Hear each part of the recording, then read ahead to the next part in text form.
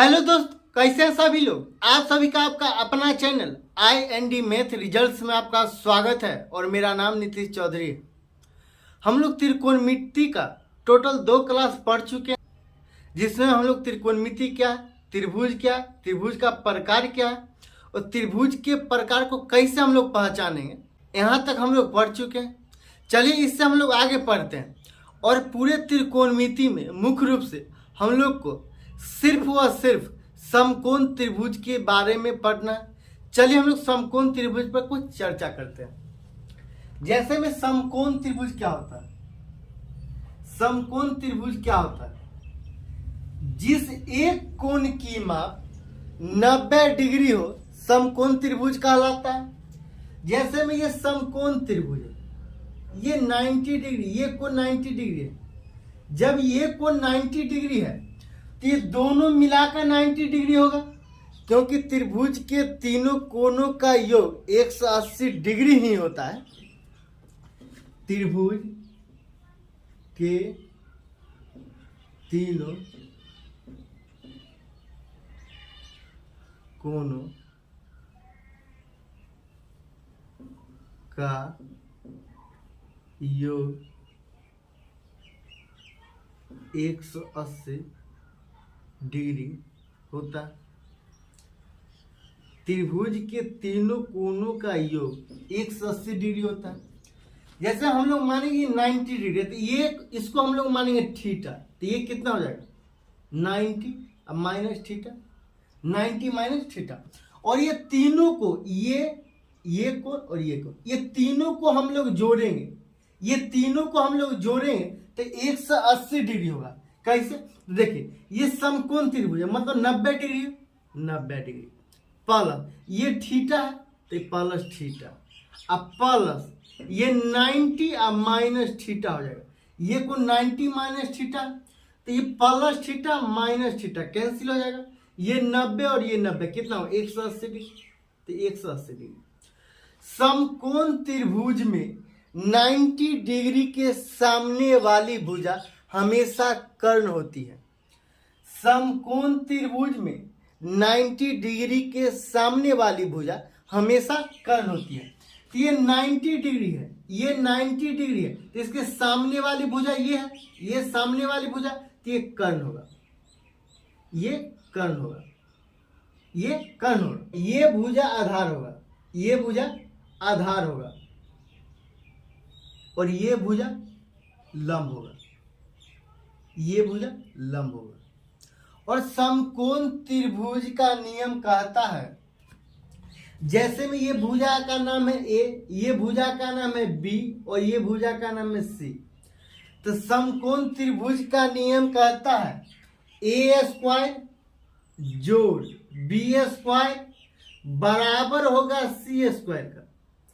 A square जोड़ B square बराबर होगा C स्क्वायर का। मतलब ये लंब का स्क्वायर, लंब का स्क्वायर प्लस आधार का स्क्वायर, आधार का स्क्वायर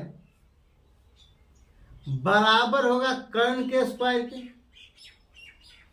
बराबर होगा कर्ण के स्क्वायर के।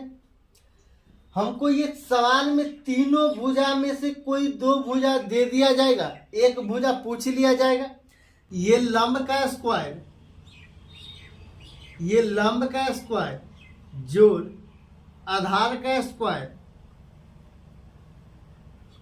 आधार का स्क्वायर बराबर होगा कर्ण का स्क्वायर। ये तीनों भुजा में से किसी 2 भुजा दे दिया जाएगा और तीसरी भुजा पूछ लिया जाएगा। जैसे में लंब का स्क्वायर बराबर फॉर्मूला क्या होता है, लंब बराबर क्या फॉर्मूला होता है, लंब बराबर फॉर्मूला होगा कर्ण का स्क्वायर, ये कर्ण, कर्ण का स्क्वायर, ये प्लस में है इधर आधार का स्क्वायर, उधर जाएगा तो माइनस में आधार का स्क्वायर, आधार का स्क्वायर, और यहां से लंब पर से हम लोग स्क्वायर हटा देंगे तो इधर रूट चढ़ जाएगा, इधर रूट चढ़ जाएगा। फिर आपसे यहां से पूछ लिया जाएगा आधार बराबर क्या होगा, आधार बराबर क्या हो जाएगा, तो ये रूट अंडर कर्ण का स्क्वायर, ये कर्ण का स्क्वायर माइनस लंब का स्क्वायर, लंब का स्क्वायर, या कर्ण कर्ण बराबर क्या हो जाएगा,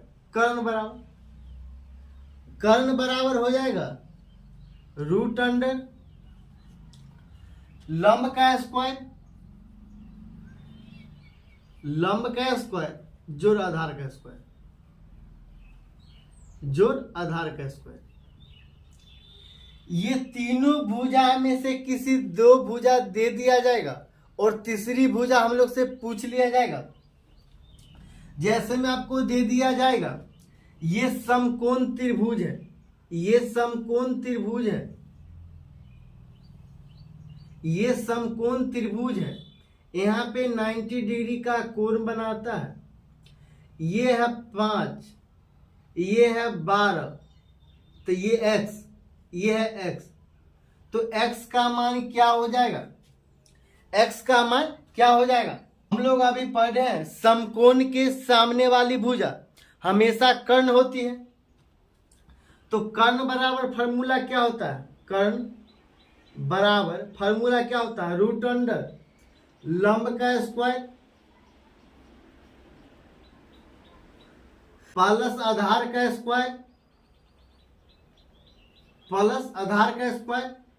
तो कर्ण, इसको कर्ण को हम लोग x भी लिख सकते हैं या x को हम लोग कर्ण भी लिख सकते हैं, x को हम लोग कर्ण भी लिख सकते हैं या कर्ण को हम लोग x भी लिख सकते हैं। तो x का मान हो जाएगा x बराबर लंब कितना है, लंब है 5, तो ये 5 का स्क्वायर प्लस आधार कितना है 12, तो ये 12 का स्क्वायर हो जाएगा। तो x बराबर क्या हो जाएगा, ये 5 का स्क्वायर 25 है, 12 का स्क्वायर कितना होगा 144 होगा, तो 144 है जोड़ 25 कितना होगा 169 होगा, रूट अंडर 169 हो जाएगा। इसीलिए x बराबर प्लस माइनस 13 हो जाएगा। तो हम लोग माइनस वाला नहीं लेंगे क्योंकि भुजा की लंबाई माइनस में नहीं होती है, तो x का मान कितना हो जाएगा 13, ये x का मान क्या हो गया 13, यही आंसर।